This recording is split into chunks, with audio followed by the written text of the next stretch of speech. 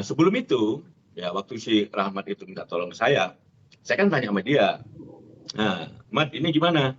Oh ada bro, katanya. Jadi pada saat itu dia bilang dia itu honornya 250 juta. Nah, itu si Raffi ke Rahmat. Terus saya bilang ya, terus saya gimana? Saya minta dong juga 250 juta. Oke, saya minta kalau udah oke, baru saya oke, kan gitu. Nah, kemudian dia Rahmat ngasih tahu saya, bilang itu sudah oke.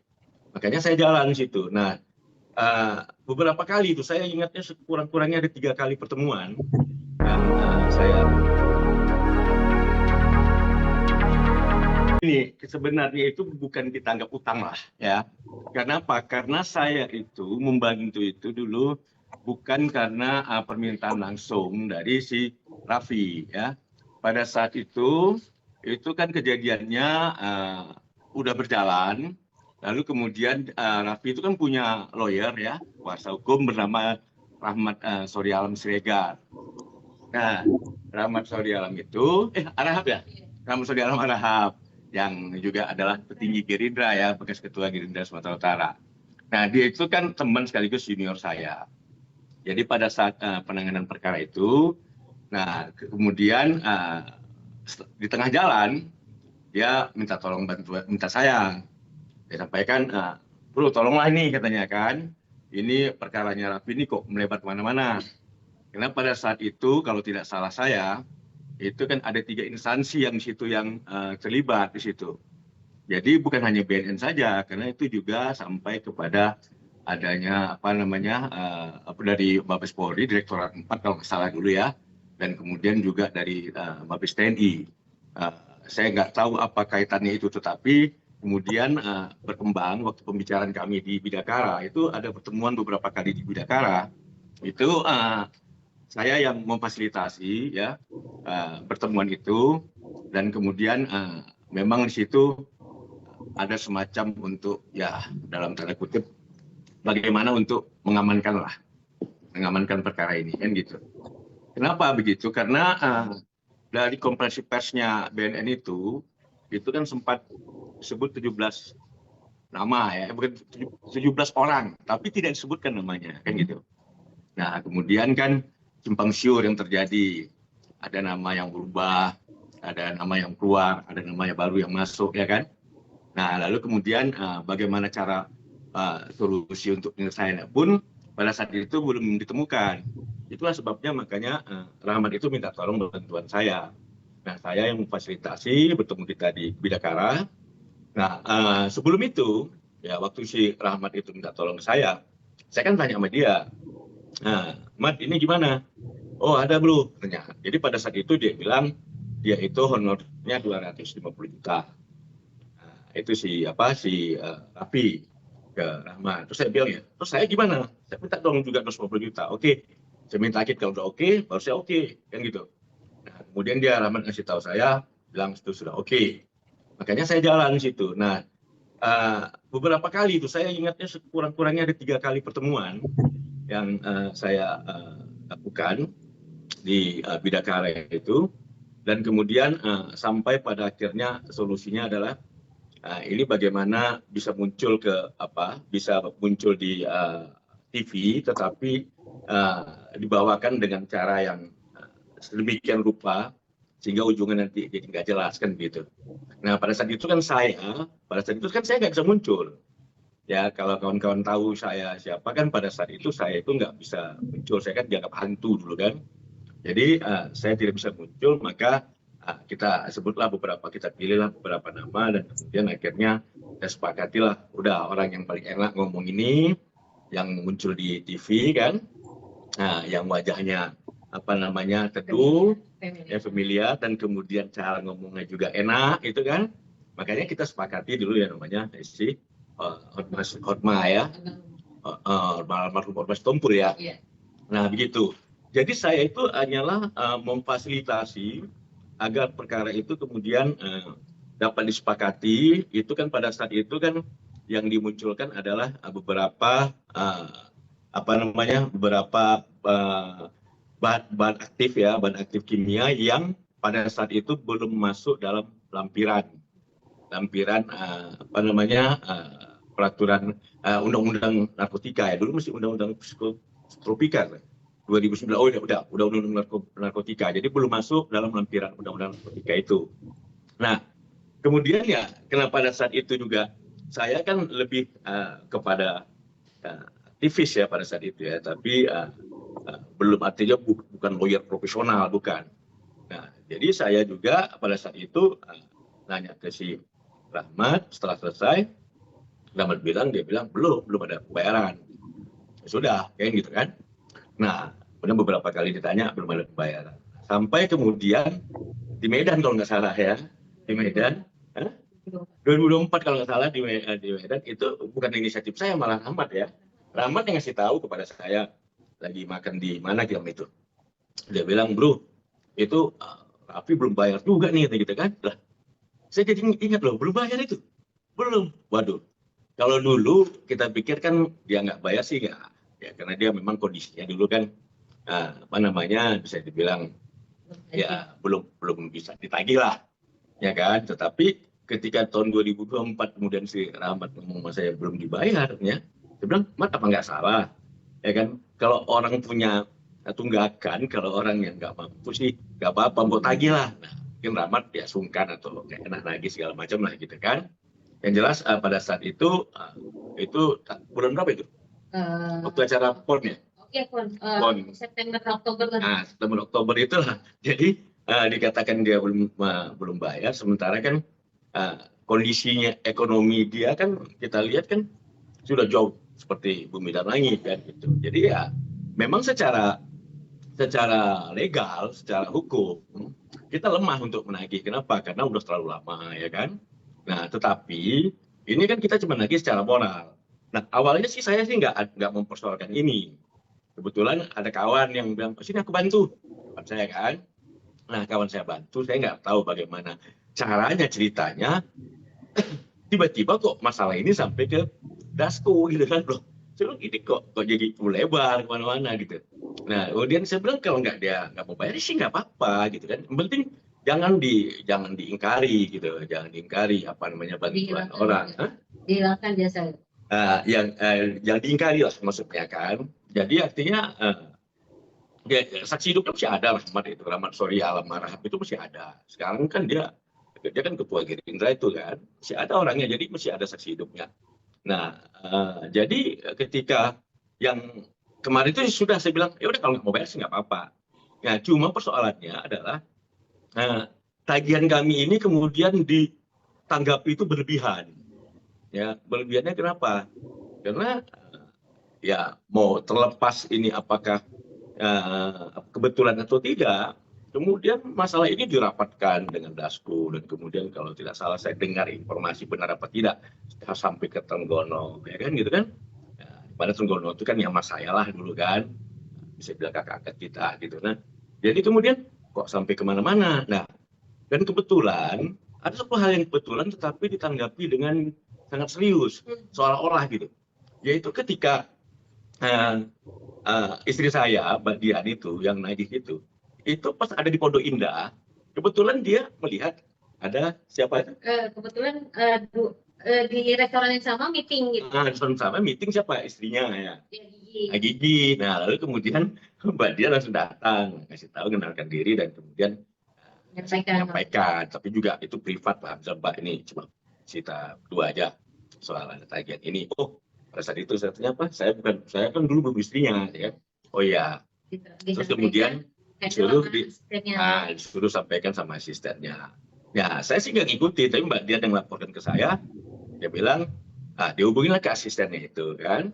Sebenarnya saya bilang udah ngapain hubungin ke asisten, kalau mau bayar, kalau enggak apa-apa, dia bilang gitu kan. Toh ini kan hanya masalah moral saja. Kalau ibaratnya orang kalau masih punya utang, ya kan. Kalau dia masih merasa punya utang, ya dia bayar. Tapi kalau dia nggak merasa punya utang, nggak bayar, nggak apa-apa gitu. Kenapa? Karena saya nggak mau dituduh macam-macam, ya kan? Hanya gara-gara masalah uang cuma 250 juta. Saya nggak tahu Rahmat udah dibayar atau belum. Tapi kok masih terakhir belum dibayar. Nah, tapi nggak tahu setelah bertemu sama Dasko kemarin itu kan. Nah, cuma kan menjadi persoalan kan adalah kenapa kita lagi sekarang? Ya kebetulan sekarang kita ingat dan kebetulan sekarang dia punya uang kan gitu. Kalau dulu kayak kita lagi. Ya gitu kan. Nah, lalu kemudian yang nggak enaknya lagi itu adalah ketika Mbak Dian tuh kemarin tuh menghubungi siapa itu ya? Yang direkomendasi sama Mary. siapa? Mary. Mary kan? Omongannya malah gak enak gitu. Bilang gimana tuh? Bilangnya gimana? Enggak, aku malah ngirim voice ke rumah.